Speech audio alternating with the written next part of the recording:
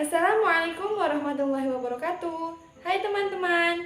Alhamdulillahirabbil alamin. Assalatu wassalamu ala asrofil anbiya'i wal mursalin wa ala alihi wa sahbihi ajmain.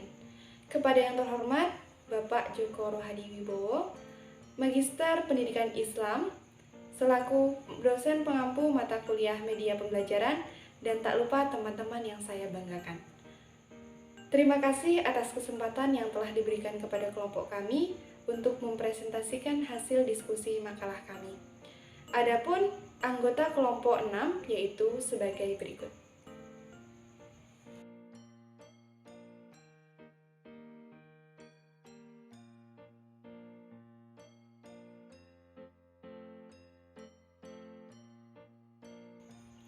Baiklah, yang pertama saya akan menjelaskan pengertian dari media grafis. Media grafis adalah media visual yang menyajikan fakta, ide, atau gagasan melalui penyajian kata-kata, kalimat, angka-angka, dan simbol. Grafis juga digunakan untuk menarik perhatian, memperjelas sajian ide, dan mengilustrasikan fakta-fakta sehingga menarik dan mudah diingat orang.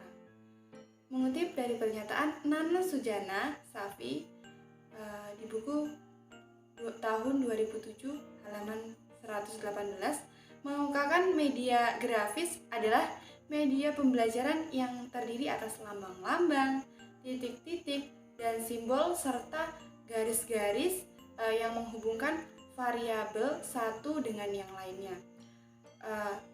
Mengutip dari Arif S. Sadiman dalam bukunya tahun 1990 halaman 29 mengemukakan media grafis termasuk media visual yang berfungsi menyalurkan pesan dari sumber pesan ke penerima pesan.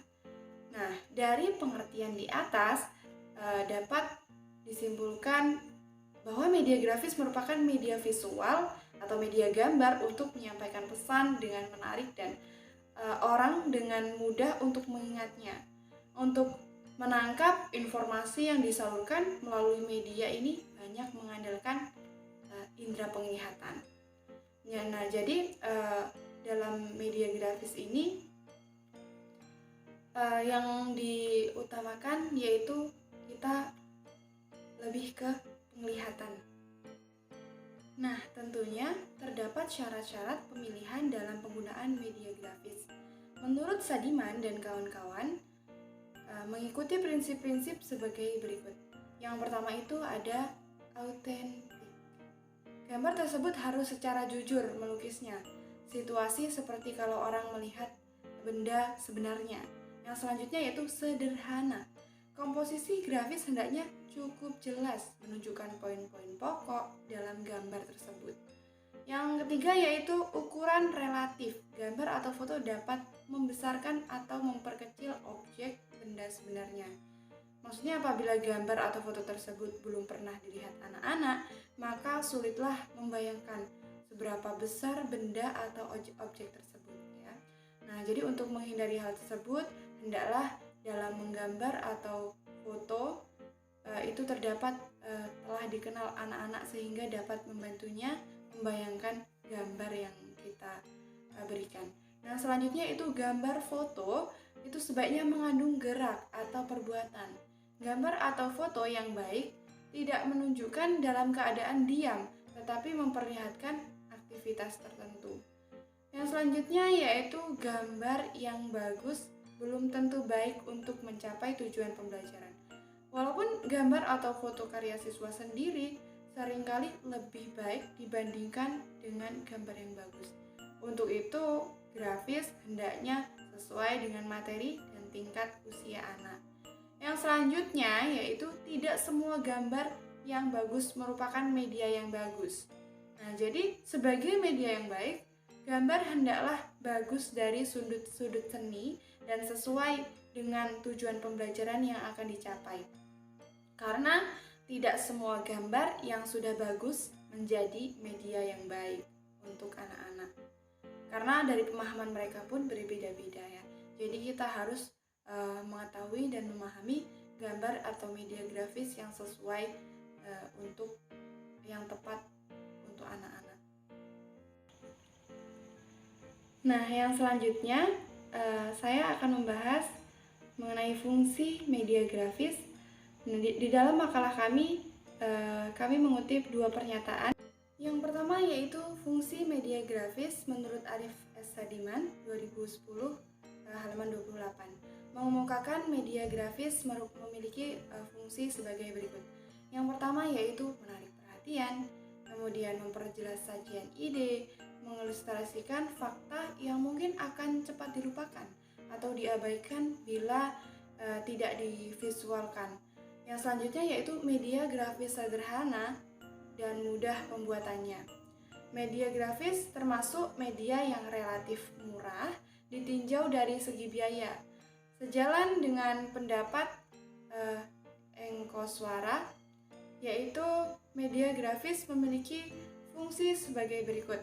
Untuk menarik perhatian supaya minat dan perhatian anak meningkat, sehingga anak aktif dalam memperhatikan maupun terdorong untuk mempelajarinya lebih lanjut. Yang selanjutnya yaitu untuk memperjelas ide atau buah pikiran yang sifatnya abstrak. Dengan adanya media grafis dapat ditangkap dengan jelas oleh siswa. Yang selanjutnya yaitu memperkenalkan buah pikiran baru yang sebenarnya sukar dibayangkan. Ada juga memperkuat daya ingat sehingga susah untuk dilupakan.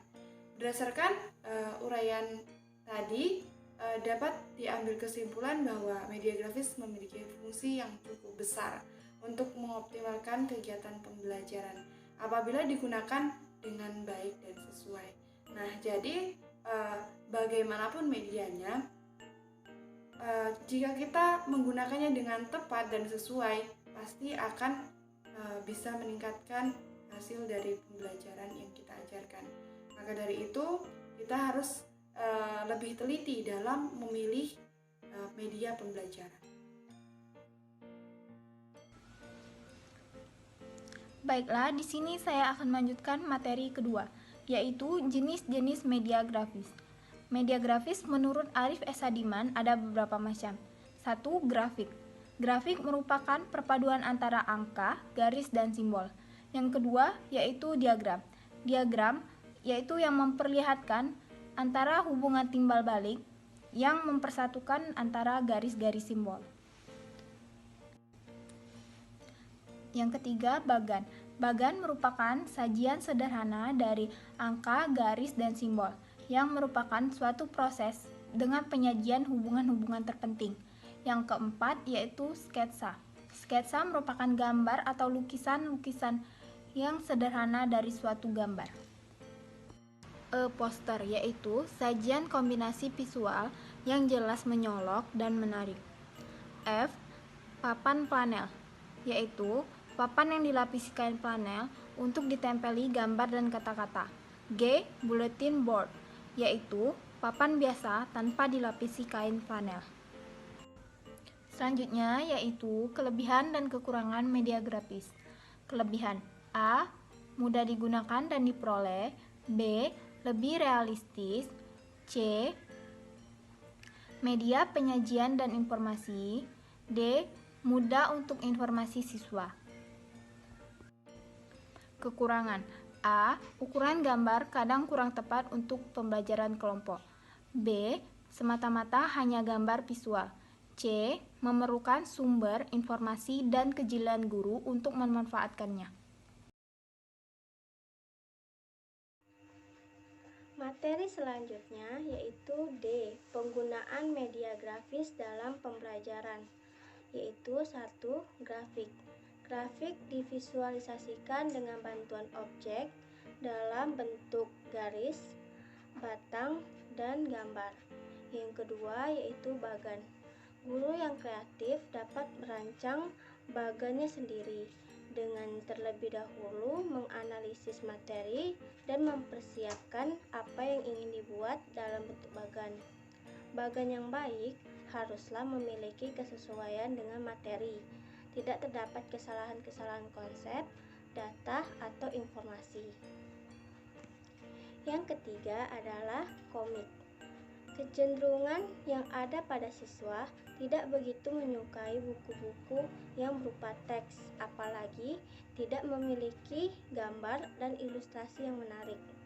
Padahal secara eprik, siswa cenderung lebih suka dengan buku yang bergambar, penuh warna, dan juga penuh dengan bentuk realistis maupun kartun. Yang keempat yaitu poster. Menggunakan poster untuk pembelajaran dapat dilakukan dengan dua cara, yaitu satu, digunakan sebagai bagian dari kegiatan belajar mengajar, yang kedua digunakan di luar pembelajaran yang bertujuan untuk motivasi siswa. Yang kelima yaitu media foto. Pergunakanlah gambar sesuai kebutuhan, tidak terlalu banyak, namun memiliki relevansi tinggi dengan materi yang sedang diajarkan. Jumlah gambar yang sedikit namun terpilih akan lebih baik daripada gambar yang banyak tetapi kurang memberikan makna. Dari pembahasan kita tadi dapat disimpulkan bahwa media dari grafis merupakan media visual untuk menyampaikan pesan dengan menarik dan membuat orang lebih mudah mengingatnya. Untuk menangkap informasi yang disalurkan melalui media ini banyak mengandalkan indera penglihatan dan juga berfungsi sebagai penyampai pesan yang dituangkan ke dalam simbol komunikasi, yaitu berupa simbol visual. Berakhir sudah materi dari kelompok 6 tentang penggunaan media grafis. Saya selaku salah satu anggota dari kelompok 6, bila ada kata salah, saya mohon maaf, pada Allah saya mohon ampun. Saya akhiri, wassalamualaikum warahmatullahi wabarakatuh.